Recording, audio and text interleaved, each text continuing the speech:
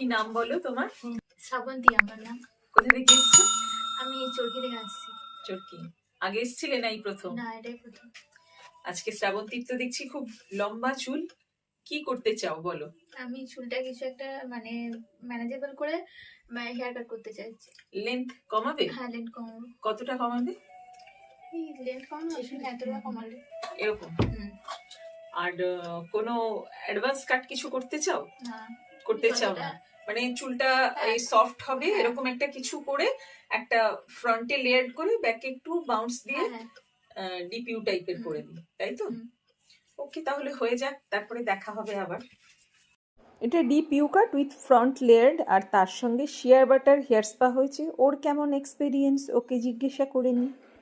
শ্রাবন্তীকে ব্যাকটা কিন্তু আগেই দেখিয়ে দেওয়া হয়েছে হেয়ারের, এবার ফ্রন্ট থেকে ওকে দেখাচ্ছি কিরকম লাগছে। আর ওর আজকে কিন্তু শিয়া বাটার হেয়ার স্পা হয়েছে, ও যেটা ম্যানেজেবল চাইছিল। তো শ্রাবন্তী বলো, তোমার কি এক্সপিরিয়েন্স, কেমন লাগলো?